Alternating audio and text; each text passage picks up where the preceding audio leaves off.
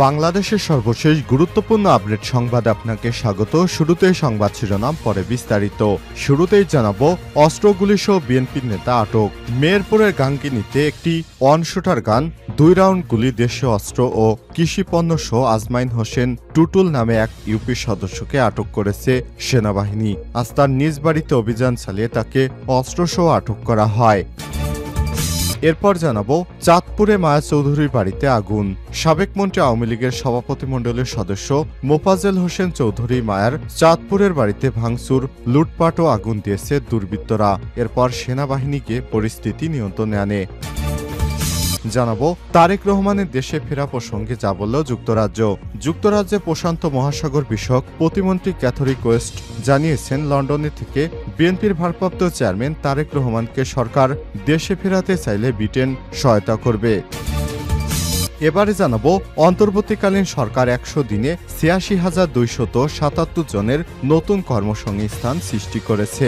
অন্তর্বর্তীকালীন সরকার বিগত 100 দিনে বিভিন্ন মন্ত্রণালয়ের অধীনে ৮৬,২৭৭ জনের কর্মসংস্থান তৈরি করেছে বলে জানিয়েছে যুব এবং ক্রীড়া মন্ত্রণালয়ের উপদেষ্টা আসিফ মাহমুদ সজীব ভুঁইয়া।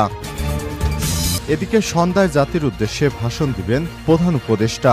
অন্তর্বর্তীকালীন সরকার 100 দিন উপলক্ষে জাতির উদ্দেশ্যে ভাষণ দেবেন প্রধান উপদেষ্টা অধ্যাপক ডক্টর মোহাম্মদ ইউনূস। আর সন্ধ্যা 7টায় ভাষণ দেবেন তিনি।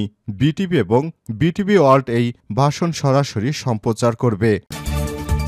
এবং সর্বশেষ জানাবো, মণিপুর রাজ্যের সরকারকে 24 ঘন্টার আলটিমেটাম। বিচ্ছিন্নতাবাদী সশস্ত্র গোষ্ঠীর বিরুদ্ধে যথাযথ পদক্ষেপ গ্রহণে রাজ্য সরকারকে 24 ঘন্টার আলটিমেটাম দিয়েছে মণিপুরের সুশীল সমাজ। আজ মুখ্যমন্ত্রী এন বীরেন সিংয়ের বাসভবনে হামলার পর পরিস্থিতি আরও উত্তপ্ত হয়ে ওঠে। খবর ভারতীয় সংবাদ মাধ্যম এনডিটিভির। প্রিয় দর্শক, এতক্ষণ শুনছিলেন সংবাদ শিরোনাম, এবারে বিস্তারিত। তবে তার আগে বন্ধুরা, অনুরোধ থাকবে এই সংবাদটিতে একটি লাইক দিন। এই চ্যানেলে আপনি নতুন হয়ে থাকলে আমাদের সংবাদটি দেখতে দেখতে চ্যানেলটি সাবস্ক্রাইব করে রাখুন, যাতে করে বন্ধুরা আমাদের পরবর্তী লেটেস্ট আপডেট সংবাদগুলো সবার আগে আপনার কাছে পৌঁছে যায়। এবারে বিস্তারিত। অস্ত্রগুলি সহ বিএনপির নেতা আটক। মেহেরপুরে গাংনীতে একটি ওয়ান-শুটার গান, 2 রাউন্ড গুলি, দেশীয় অস্ত্র কৃষিপণ্য সহ আজমাইন হোসেন টুটুল 52 নামে এক ইউপি সদস্যকে গ্রেপ্তার করেছে সেনাবাহিনী। রোববার সকালে তার নিজ বাড়িতে অভিযান চালিয়ে তাকে অস্ত্রসহ গ্রেপ্তার করা হয়। আজমাইন হোসেন টুটুল গাংনী উপজেলার লক্ষ্মীনারায়ণপুর ধলা গ্রামের বাসিন্দা। তিনি কাথুলি ইউনিয়ন বিএনপির সাংগঠনিক সম্পাদক। মেহেরপুর র‍্যাব 12 সিপিসি ক্যাম্পের কোম্পানি কমান্ডার অতিরিক্ত পুলিশ সুপার আশরাফুল্লাহ জানান, নিজ বাড়িতে অস্ত্র গুলি নিয়ে অবস্থান করছেন এমন গোপন সংবাদের ভিত্তিতে বাংলাদেশ সেনাবাহিনীর 27 ফিল্ড রেজিমেন্টের ক্যাপ্টেন রওশনের নেতৃত্বে তার নিজ বাড়িতে অভিযান চালিয়ে একটি ওয়ান-শুটার গান, 2 রাউন্ড গুলি উদ্ধার করা হয়েছে। এছাড়াও বাড়িতে বিভিন্ন স্থানে অভিযান চালিয়ে 4টি দেশীয় অস্ত্র, হাসুয়া এবং কৃষকদের দেয়া সরকারি প্রণোদনার 45 প্যাকেট সরিষার বীজ, 9 প্যাকেট মাসকলের বীজ, 15 বস্তা টিএসপি সার এবং 20 পিস কম্বল, 2টি সেলাই মেশিন, 30 কেজি পুষ্টি চাউল, 3 প্যাকেট দুর্যোগ ব্যবস্থাপনা অসহায়দের দেয়া চাল উদ্ধার করা হয়েছে। এ সময় র‍্যাব, পুলিশ ও সেনাবাহিনীর সদস্যরা সেখানে উপস্থিত ছিলেন। চাঁদপুরে মায়া চৌধুরীর বাড়িতে আগুন। সাবেক মন্ত্রী আওয়ামী লীগের সভাপতিমণ্ডলীর সদস্য মোফাজ্জেল হোসেন মায়া চৌধুরীর চাঁদপুরের বাড়িতে ভাঙচুর, লুটপাট এবং আগুন দিয়েছে দুর্বৃত্তরা। আর শনিবার 16 নভেম্বর রাতে মতলব উত্তর উপজেলা মোহনপুর বাড়ির 2টি ভবনে এই ঘটনা ঘটে। খবর পেয়ে ঘটনাস্থলে গিয়ে পরিস্থিতি নিয়ন্ত্রণে আনে সেনাবাহিনী, পুলিশ এবং ফায়ার সার্ভিস। চাঁদপুর ফায়ার সার্ভিসের উপসহকারী পরিচালক সৈয়দ মোহাম্মদ মোর্শেদ হোসেন জানান, রাত 11টার দিকে আগুনের খবর পায়। মায়া চৌধুরীর বাড়ির 2টি 3তলা বিল্ডিংয়ের নিচতলায় আগুন দেওয়া হয়েছিল। ঘটনাস্থলে গিয়ে আগুন নিয়ন্ত্রণে আনে ফায়ার সার্ভিস।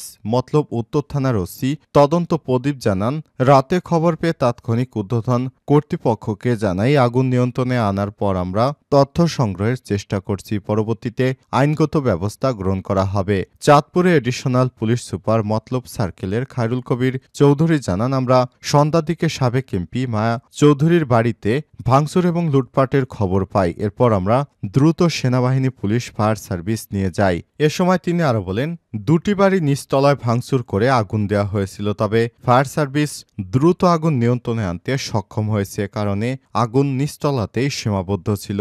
কারাই ঘটনার সঙ্গে জড়িত সে বিষয়ে তথ্য সংগ্রহ করছি, এরপর তাদের বিরুদ্ধে ব্যবস্থা গ্রহণ করা হবে। তারেক রহমানের দেশে ফেরা প্রসঙ্গে যা বলল যুক্তরাজ্য। যুক্তরাজ্যের প্রশান্ত মহাসাগর বিষয়ক প্রতিমন্ত্রী ক্যাথরিক ওয়েস্ট্রেন জানিয়েছেন, লন্ডনে থাকা বিএনপির ভারপ্রাপ্ত চেয়ারম্যান তারেক রহমানকে সরকার দেশে ফেরাতে চাইলে ব্রিটেন সহায়তা করবে। রোববার 17 নভেম্বর সকালে পররাষ্ট্র উপদেষ্টা মোহাম্মদ তৌহিদ হোসেনের সঙ্গে বৈঠক শেষে সাংবাদিকদের এক প্রশ্নের জবাবে এসব কথা জানান তিনি। বৈঠকে কী বিষয়ে আলোচনা হয়েছে এমন প্রশ্নের জবাবে ক্যাথরিন ওয়েস্ট বলেন, বাংলাদেশের গণতান্ত্রিক ভবিষ্যৎ নিয়ে আলোচনা হয়েছে পররাষ্ট্র উপদেষ্টার সঙ্গে। এছাড়াও বাংলাদেশের গণতন্ত্র ফেরাতে ড মোহাম্মদ ইউনূস যে রূপরেখা ঘোষণা করেছে, আশা ব্রিটেনের সেটিকে তারা পূর্ণ সমর্থন করে। সেই সঙ্গে রাজনীতিতে সব দলের জন্য লেভেল প্লেইং ফিল্ড প্রত্যাশা করে যুক্তরাজ্য।